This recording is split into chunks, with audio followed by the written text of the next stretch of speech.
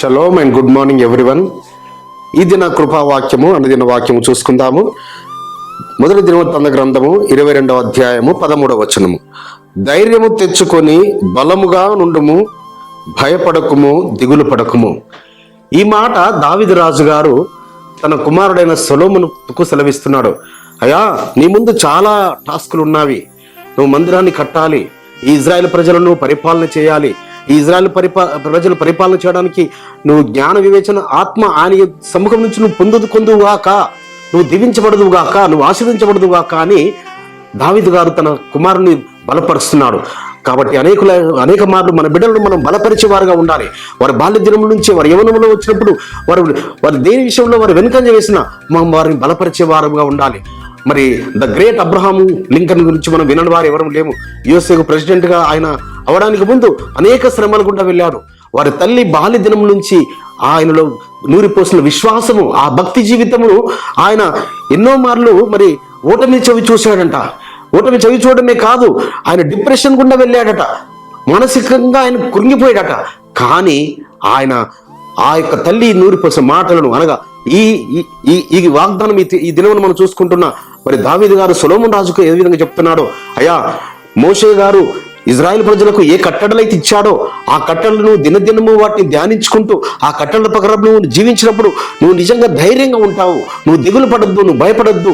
నీ కార్యములన్నీ ఆయన్నే జరిపిస్తాడు. నీ పక్షమున యుద్ధములు చేసేవాడు ఆయననే అని ఆయన బలపరిచాడు. అదేవిధంగా అబ్రహాం లింకన్ కూడా మరి ఆ డిప్రెషన్ నుంచి తనను తాను బలం పుంజుకొని మరి ప్రపంచ దేశాలు విస్తుపోయే విధంగా అందరూ మరి ఆయనను ఒక నూతన విధంగా పొగిడే విధంగా ఆ రాజు అంటే ఈ విధంగా ఉండాలి, లేక అధ్యక్షుడు అంటే ఈ విధంగా ఉండాలని అబ్రహాం లింకన్ ఆయన చేసిన పరిపాలన దాన్ని అనేకులు కొనియాడారట ఆయన కాలంలో. కాబట్టి మన బిడ్డలను కూడా మనము ధైర్యపరచాలి. మనం ఎప్పుడు నీరసపడిపోకూడదు, ఎప్పుడు దిగులు పడకూడదు. ఎందుకనగా ఆయన కట్టడలు న్యాయమైన కట్టడలు. ఆ కట్టడలు నడిచినప్పుడు, ఆయన మార్గంలో నడిపించినప్పుడు నీకు త్రోవ చూపిస్తాయి. అవే నిన్ను వెలుగుబాటును నడిపిస్తాయి. అవే నీ పాదములకు దీపంగా ఉంటాయి. కాబట్టి నువ్వెప్పుడు కూడా దిగులు పడకుండా ధైర్యంగా ముందుకు సాగే కృప ఆయన నీకు ఇస్తాడు. ఎందుకంటే నువ్వు కుడి తట్టు ఎడమ తట్టుకు తొలగకుండా ఆయన మార్గంలో నడవాలి బిడ్డలారా మీరు. సో అప్పుడు మన పితరులు ఏ విధంగా ధైర్యంగా ఉన్నారో, సొలొమోను రాజు గారు ఏ విధంగా జ్ఞాన వివేచన ఆత్మను పొందుకున్నాడు, అట్టి జ్ఞానం నీవు పొందుకుంటావు, నీవు దీవించబడతావు, వర్ధిల్లబడతావు, అనేకులకు ఆశీర్వాద కారకురాలుగా నువ్వు నిలబెట్టగల సమర్థుడు ఆయన. అట్టి కృప పరమ తండ్రి మనందరికీ అనుగ్రహించును గాక. ప్రార్థన చేసుకుందాం. అవును తండ్రి, అలనాడు దావీదు రాజు గారి ద్వారా సొలొమోను గారితో మాట్లాడారు.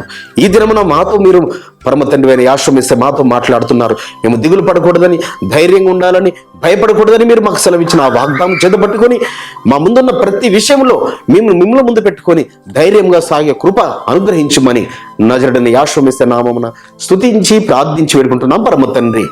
మన పరలోకపు తండ్రియు, మన రక్షకుడును, విమోచకుడును, నజరేయుడైన యెహోవా మెస్సీయ వారి దివ్య సముఖము నుంచి మీకు, మీ కుటుంబాలకు, మీ వంశాలకు శాంతి, సమాధానం, కృపయు మెండుగా కలుగునుగాక. ఆమేన్.